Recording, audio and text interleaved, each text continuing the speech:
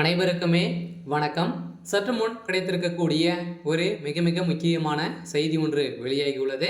சற்று முன் செந்தில் பாலாஜி வழக்கில் திடீர் திருப்பம், நீதிமன்றம் அதிரடி தீர்ப்பு, இது மாதிரி பார்த்தீங்கன்னா செய்திகள் வெளியாயிருக்கு.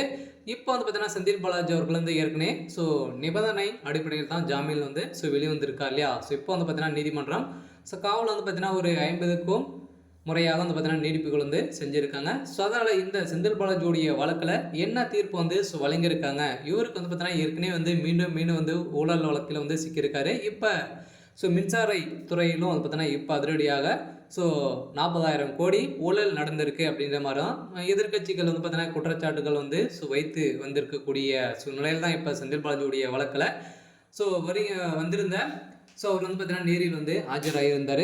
இந்த வழக்கில் தான் செந்தில் பாலாஜி அவர்களுக்கு பார்த்தீங்கன்னா மீண்டும் புழல் சிறை காத்திருக்கு அப்படின்ற மாதிரி தான் இப்போ வழங்கியிருக்கக்கூடிய தீர்ப்பால் அதிரடியாக பார்த்தீங்கன்னா செந்தில் பாலாஜியுடைய வழக்கில் ஒரு புதிய திருப்பமாக தான் மாறப்போகுது.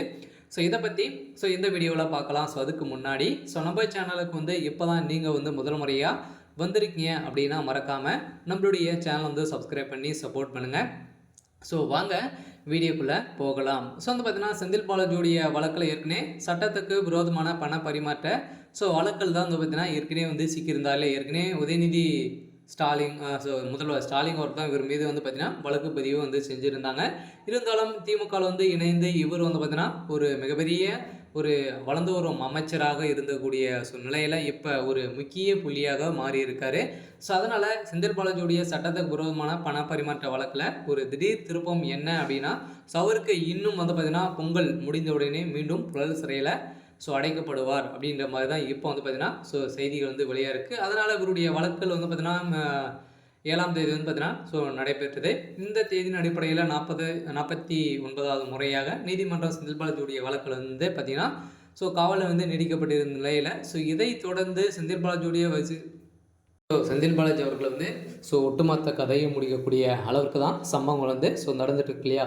இப்போ பார்த்தீங்கன்னா ஏற்கனவே அதானியுடைய செய்தியிலும் செந்தில் பாலாஜி அவர்கள் இப்போ வசமாக சிக்கிய சம்பவத்தினால தான் இப்போ இவர் மீது அடுக்கடுக்காக புதியதாக வழக்குகள் காத்திருக்கக்கூடிய நிலையில் இப்போ அதிரடி எதிர்கட்சிகளும் குற்றச்சாட்டுகள் வந்திருக்கும் நிலையில் தான் பார்த்தீங்கன்னா இப்போ மின்சாரத்துறையில் 40,000 கோடி ஊழல் செஞ்சுருக்காங்க. அதனால் அரசுக்கு பார்த்தீங்கன்னா நிறைய கடன்களை திமுகவுடைய அரசு ஏற்றிட்டு வராங்க அப்படின்ற மாதிரி தான் குற்றச்சாட்டுகள் வைத்திருக்கக்கூடிய நிலையில், அதனால் திமுக நிர்வாகிகள் அனைவருமே தேச துரோகத்துக்கு அப்புறமாக தான் செயல்பட்டு வராங்க அப்படின்ற மாதிரி குற்றச்சாட்டுகள் வைத்திருக்கக்கூடிய நிலையில் தான் இப்போ செந்தில் பாலாஜியுடைய வழக்கில் திடீர் திருப்பமாக மீண்டும் கைது செய்யப்படலாம் அப்படின்ற மாதிரி தான் இப்போ செய்திகள் வெளியே இருக்குது. சரி, ஓகே. எனக்கான அப்டேட் பார்த்தீங்கன்னா இதுதான். மறக்காமல் நம்மளுடைய சேனலை சப்ஸ்கிரைப் பண்ணி சப்போர்ட் பண்ணுங்கள். தேங்க்யூ.